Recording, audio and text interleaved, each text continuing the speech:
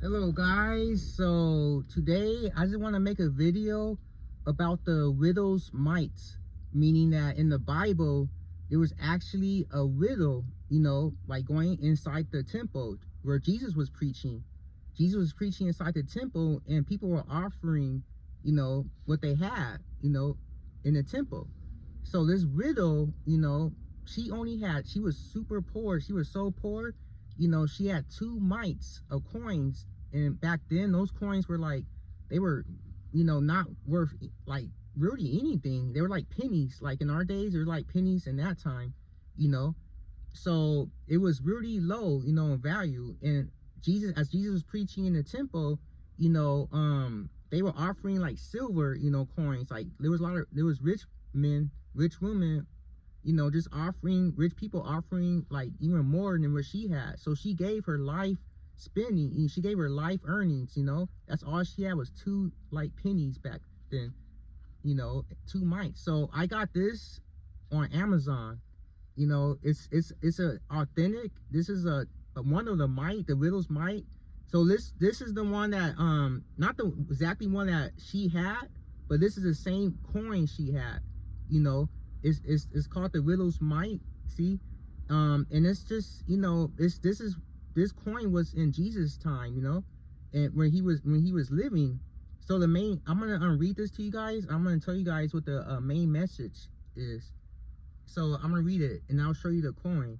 It says, preaching in the temple, Jesus watches rich men put pieces of silver into the collection bin.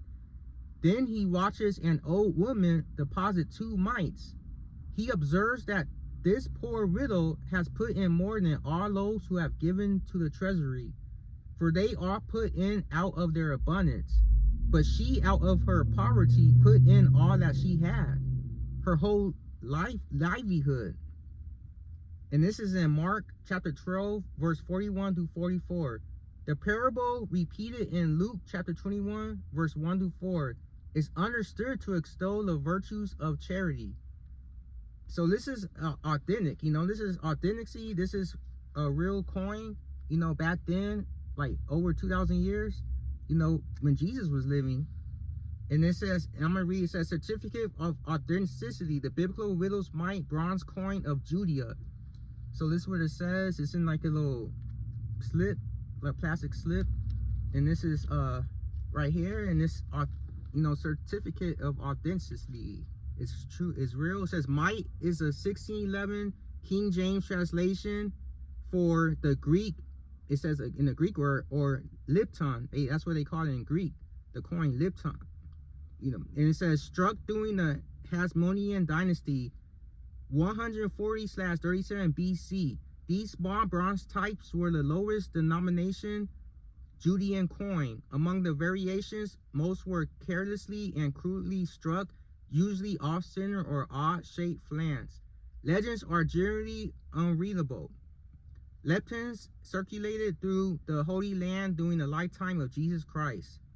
This is to certify that this coin has been inspected and is guaranteed authentic. So it's guaranteed authentic, and this coin is like really in bad condition because it's, it's really small, and this is lowest coin, lowest like a penny in Judea back then. But the main message of the story is about, how no matter, it's not how much you give, it's about your heart and how you give it. Jesus looks into your heart. Man looks in the outside, your appearance, but Jesus looks inside your heart. So just because there was people giving what they had, they were giving so much in that temple and offering, what they had in that temple that was more, Jesus saw that this poor old widow had only 2 mites, and she gave out of her life, that's all she had, her earnings, what she had in her whole life, she gave.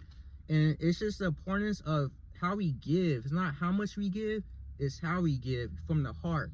And that's what we should do as Christians. When we see somebody struggling or when they really need help, if you have it, you should give, from your heart. Like if you, of course, if you don't have anything, like say if you're say if you're homeless, say if you don't have anything, but guess you could just at least pray for that person, and give your time, even giving your time praying for that person and sharing about Jesus is enough, you know. But if you truly have it, even if you have a penny, you know, somebody needs help, you should still give that penny to that person. It's all about your heart, you know. And we just got to understand that, you know, even Jesus says in his word, he says, blessed is the poor in heart, poor in spirit, for theirs is the kingdom of God. So, you know, God doesn't see what man sees. Like I said, God sees what's inside. Man sees what's in the outer appearance, like, you know, but God sees in the heart. So just like how God chose Samuel, you know, as a prophet, of course, to anoint David as king. And David was a shepherd boy, you know, he attended sheep. And he wasn't almighty, all, you know, like strong. You know, he wasn't, of course, super tall, like, you know, broad shoulders, you know. And he wasn't, maybe he wasn't really wealthy or rich, but God chose him as king, you know. And you know, he had other brothers and they were like tall and broad, but God doesn't look out the outward appearance, he looks inside the heart, you know. And that's God told Samuel to anoint David as king. Just like Jesus, you know, Jesus didn't come as a mighty God. He didn't come like condemning people. He didn't come like in a rich place when he was born. He didn't come like that. He came as a shepherd, like you know, he was lowly, he was humble, you know, he gave his life, you know, for us. He didn't come to condemn the world, but through him the world may be saved, you know. So Jesus, that's a true king right there. Humble yourself. It's a true, you know, being pure in heart, sharing your love, giving what you have, even if it's a penny, you know, even if it's the life earnings, you know.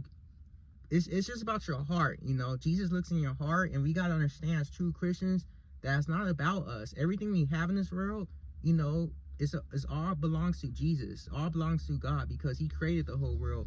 So we got to understand that we're just, what God gave to us, we should give back to people who really need it, you know.